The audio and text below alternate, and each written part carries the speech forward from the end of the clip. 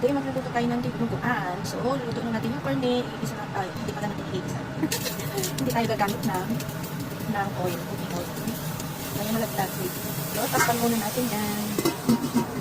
At, ilagay natin sa loob. Ito na yung tubo ng baboy na nabili natin ng 4-5 something, isang container ganyan. So, sasalain natin siya and then we'll put, what do you call this? Suka. Para matanggal yung mga buo-buo. There.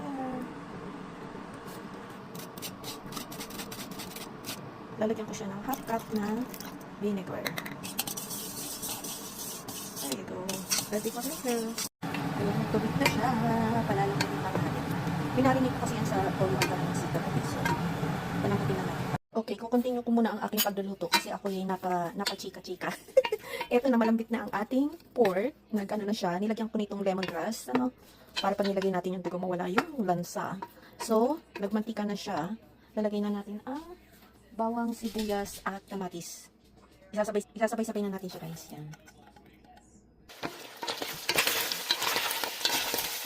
Malambot na siya. Tapos lalagyan ko siya ng sayote. Ang ating dinuguan na may gulay.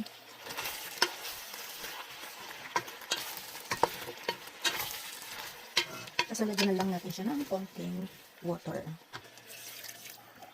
Lagyan din natin siya ng chicken cube and paminta. Ayan, malambot na yung sayote. So, tinimplahan na rin natin siya ng oyster sauce, patis, melon, chicken cube, and konting asin. So, nalalagyan natin itong tripe, konting tripe yan. Inuto ko yan sa tripe. Kasi matagal na luto yun yung tripe. So, ilagyan na natin dyan. And then, once na maya-maya lang ilalagyan natin yung dugo ng baboy. Tingnan natin ulit.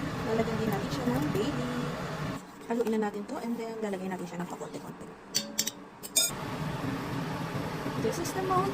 Lalagyan natin siya pakonti-konti. Dapat haluin ito. So, sandali lang. Ayan. Dahil dalawa lang ang ating kamay. Kailangan mag-ubos ang isa at tagahalo ang isa. So, haluin natin hanggang sa maluto yung dugo. Dinamihan ko siya ng sabaw kasi ano siya lalapot. So, mas gusto ko yung masabaw na siya.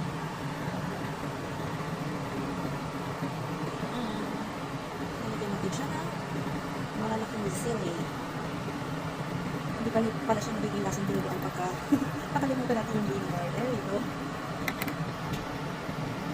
Our dinuguan with lots of sabaw is now ready.